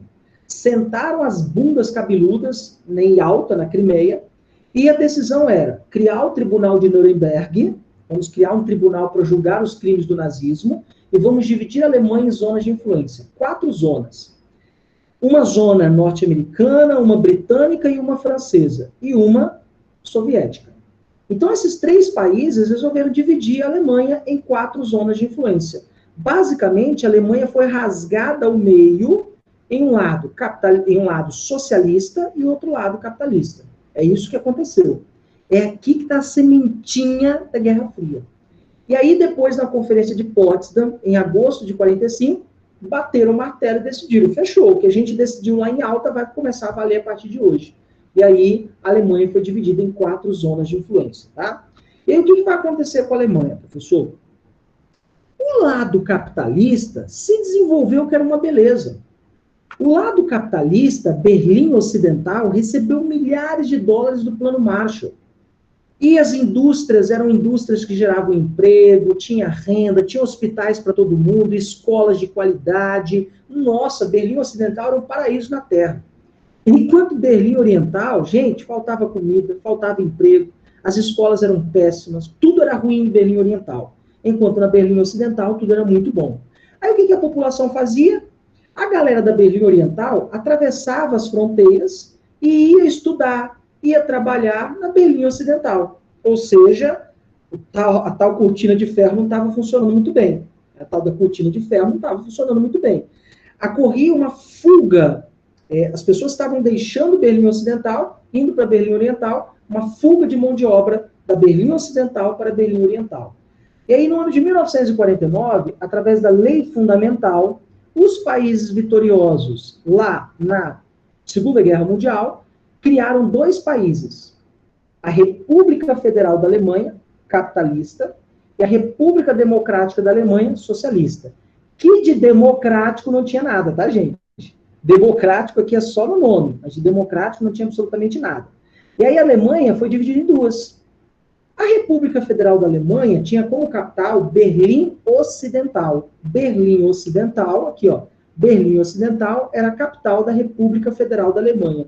Enquanto Berlim Oriental era a capital da República Democrática da Alemanha. Então, a Alemanha foi dividida em 2. A Alemanha foi dividida em 2 países. Não era mais um país, eram 2 países. Mesmo assim, o que as pessoas faziam? As pessoas da República Democrática da Alemanha, da Berlim Oriental, socialista, passavam para o lado capitalista em busca de emprego, de escolas, de comida, compravam nos supermercados da Berlim capitalista, ou seja, lá tudo era muito bom. E aí, para evitar a fuga de mão de obra, a República Democrática da Alemanha, em 1961, decidiu construir o Muro de Berlim. E, gente, vocês não estão entendendo, o Muro de Berlim foi erguido da noite para o dia. Milhares de soldados da Berlim Oriental, do lado socialista, trabalharam noite e dia para erguer o Muro de Berlim. E o Muro de Berlim ficou pronto em tempo recorde, sabe? E dividiu a Alemanha em 2 partes. Dividiu Berlim em 2 partes. A Berlim Ocidental, capitalista, e a Berlim Oriental, socialista. E o Muro de Berlim, o que ele significava? A personificação em forma de concreto armado da Guerra Fria. A Guerra Fria, se eu pudesse personificar ela em forma de alguma coisa, é o Muro de Berlim. Assim como existe o Muro no México, que divide os Estados Unidos do México. O muro lá em Israel, que divide Israel da Palestina. O Muro de Berlim dividia, né, as 2 Alemanhas, o socialismo e o capitalismo. E aí é interessante que isso dividiu famílias, isso separou filhos dos pais, enfim, foi uma tragédia o que aconteceu com a construção do Muro de Berlim. Para quem gosta de cinema, eu não lembro o nome do filme agora, depois eu vou tentar lembrar o nome do filme, mas passava muito na sessão da tarde. Tá? O filme passava muito, só não superou Lagoa Azul, mas passava muito na sessão da tarde. O muro foi construído, como é que era o enredo do filme? Vou dar spoiler, tá? O muro foi construído, e o que aconteceu? Era uma família que vivia na Berlim socialista, na Berlim Oriental, A mãe e a filha trabalhavam com costura, e o filho ia para a escola na Berlim Ocidental, e o pai ia trabalhar numa usina na Berlim Ocidental, capitalista, porque era o melhor salário, a escola era melhor também. E aí o pai e o filho saíram de manhã para ir trabalhar, o filho foi deixado na escola, o pai foi trabalhar, e a mãe e a filha ficaram em casa costurando. E foi justamente no dia que começaram a construir o muro. Quando o pai e o filho quiseram voltar para casa, não podia mais, porque o muro já estava de pé. E aí, de um lado, o pai e o filho começaram a pensar em uma ideia para voltar para casa, e do outro lado, a mãe e a filha queriam passar para o outro lado. A mãe e a filha, como era costureira, ela decidiu confeccionar um balão e passar por cima do muro. O pai e o filho começaram a cavar um buraco para passar por debaixo do muro. E assim eles fizeram, no mesmo dia. No mesmo dia, o pai e o filho passou por debaixo, e a mãe e a filha passou por cima. E aí houve aquele choque. Porque quando a mãe e a filha chegou na Berlim Ocidental, capitalista, elas entraram no supermercado. E, gente, tinha fartura de tanta mercadoria que elas podiam escolher. Quando o pai e o filho chegaram na Berlim Oriental socialista, eles entraram no supermercado. Estavam com muita fome, né? Só tinha um produto na prateleira. E lá no fundo, caríssimo, mas tinha. E aí ele tinha esse choque entre dois mundos. Mundo capitalista e mundo socialista, né? E é um filme muito interessante. Claro que é uma visão capitalista sobre aquele mundo, né? Uma visão de Hollywood capitalista sobre o Muro de Berlim. Mas é um filme muito interessante para ver o que foi a construção do Muro de Berlim, tá? E o Muro de Berlim separou o mundo por 28 anos. O mundo ficou separado por 28 anos por esse muro, até 1989, quando finalmente o Muro de Berlim ele é derrubado. Tudo bem, pessoal? Então, na próxima aula, amanhã, a gente vai terminar esse conteúdo, mais uma horinha, mais ou menos, eu consigo terminar esse conteúdo, e aí a gente vai falar sobre Guerra das Coreias. Guerra das Coreias, Guerra do Vietnã, a descolonização da África e da Ásia. A gente vai falar sobre essa temática na aula de amanhã, de mesmo horário, de 6 às 20 horas, tá? De 6h30 às 20 horas. Tudo bem, pessoal? Alguma pergunta, alguma dúvida?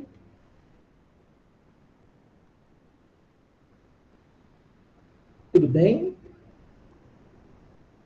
Beleza? Ô, professor, amanhã é quarta-feira. Geralmente nesse horário tem aula de geografia. Melou pique, hein? Agora tem que ver se realmente vai ter, porque na semana passada não tem. Se o professor de geografia não for dar aula, eu pego essa aula, tá? Agora, se ele for dar aula, eu vou ter que dar essa aula na quinta-feira. E aí eu não tenho certeza se eu vou conseguir na quinta-feira, mas eu confirmo para vocês. Mas se eu não conseguir na quinta-feira, vai ficar só um pedacinho, e aí no ano que vem, que já está próximo, a gente volta ali uma semana antes da prova do Enem, e aí a gente fecha esse conteúdo de história geral. Mas se o professor de geografia, então, não for dar aula, eu fecho o conteúdo amanhã, tá? Beleza, galera? Beleza. Ou, professor, se você puder, na sexta-feira, que geralmente sexta-feira não tem aula nenhuma, se você puder. Eu acho que sexta-feira eu acho que eu não consigo. Tem gente saindo, vai perder o livro, gente. Vai perder o livro aqui, ó. Tem gente saindo da aula.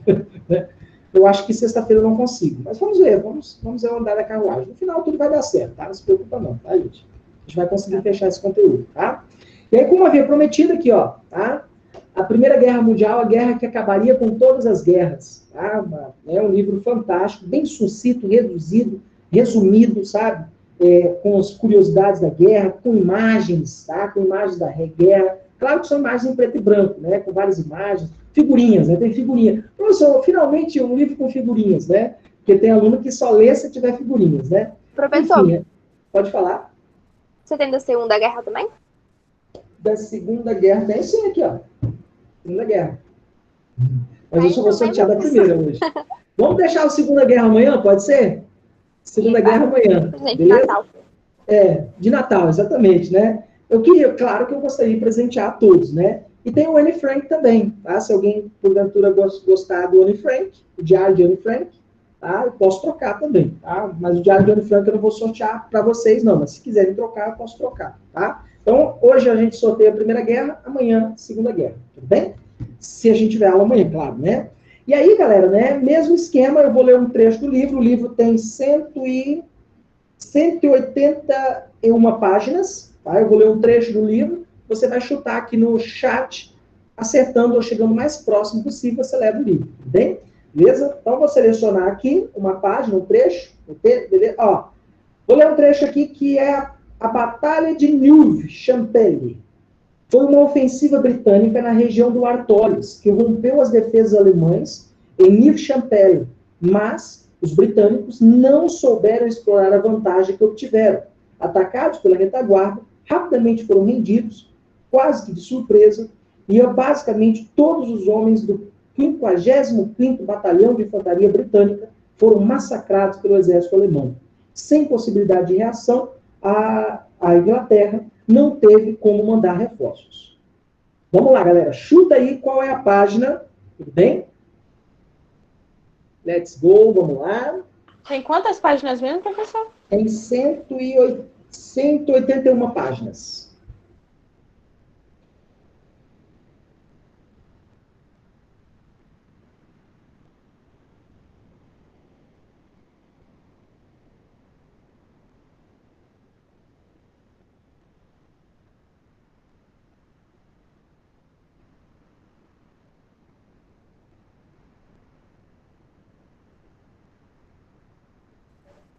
Mostra ele aberto de novo, professor. Não entendi? Mostra ele aberto de novo. Tipo, de sorte, claro. Mostra aqui, ó. Olha aberto aqui, ó. Também não. Beleza, galera? Podemos, então? Gente, agora o bicho pegou, hein? Deixa eu ver aqui. Eu tenho...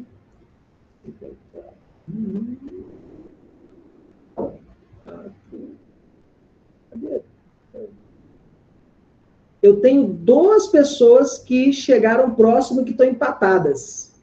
Como é que eu vou fazer esse desempate, hein? Ó, a página que eu li foi a 152. Tem a 152 do livro. Então, eu tenho o Paulo, que falou 154, 51, 52, 152, 53, 54, por 2. E eu tenho também a Gabriele, que falou 150, ok? 150, 51, 52. Ou seja, ambos erraram por 2 páginas. A Gabriele errou por menos 2, o Paulo por mais 2, né? Como é que a gente vai resolver isso? Tá? A Gabriele e o Paulo, eu vou ler outro trecho, e aí vocês vão chutar, só vocês 2. Vocês vão chutar, ok? A página, vocês vão mais uma vez tentar, e aí a gente vê o que dá. Tudo bem? Beleza, Gabriele, Paulo? Ou se vocês concordarem, eu posso ler uma outra página para todo mundo de novo. Gerando intriga, ó. Gerando intriga, ó. Para todo mundo, para todo mundo. Para todo mundo, gente, você? Tem que ser solidário no Natal. É isso aí, galera. Bom demais. Solidário no Natal. Então, vamos lá. Vou ler outra página, tá? Selecionando aqui, ó. Mais uma vez, selecionando. Peguei a página aqui. As causas da Primeira Guerra Mundial estão entre os temas mais estudados da história. Um assunto espinhoso sobre a qual historiadores e observadores apresentam diferentes interpretações numa batalha teórica que parece não ter fim. Na verdade, a Primeira Guerra Mundial, o maior e mais sangrento conflito até então, o início do período do historiador britânico Eric Hobsbawm chamou de a Era das Catástrofes.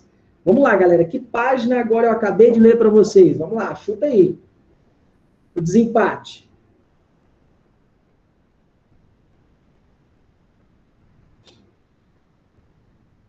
Vamos lá.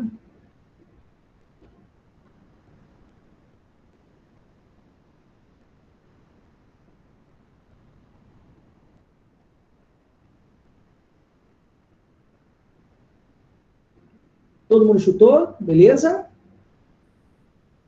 Dou-lhe uma, dou-lhe duas. Você não mostrou o livro, professor, dessa vez. Ué, mas o livro está aqui, gente, ó. Dou-lhe uma, dou-lhe duas. Beleza? Podemos, então? Deixa eu ver aqui. Ó, mais uma vez. A pessoa que acertou, deixa eu ver aqui, por 2 também, só errou por 2. Paulo, não tem como não, cara. O livro é seu, meu amigo. Eu li a página 13 e você chutou 15. Beleza? Então, Paulo leva o livro dessa vez. Beleza, Paulo? Parabéns, garoto. Obrigado, professor. Show de bola. Faz o seguinte, Me chama no privado depois para a gente confirmar onde você mora, seu endereço certinho. Se você morar muito longe, eu posto pelos correios para você. Tudo bem? Ah, tá. Obrigado. Beleza. É só me chamar no privado lá depois. Gente, obrigado pela atenção. Alguém me ajuda aí depois para a gente ver se o professor de geografia vai ou não dar aula amanhã. Se ele for dar aula, e aí eu vejo direitinho se eu consigo dar as duas últimas, se ele for dar as duas primeiras, eu vejo direitinho. A gente vai conseguir da melhor maneira possível. E último caso na quinta-feira, tá? E último dos casos na sexta-feira, tá? Gente, fique com Deus, bom descanso aí para vocês e até amanhã, se Deus quiser, tá? Um abraço. E amanhã, Segunda Guerra, tá? Segunda Guerra amanhã, tá? Tchau, gente, um abraço, tudo de bom. Tchau, professor, obrigado. Valeu, professor, boa noite. Valeu, galera. Falou, professor. Valeu.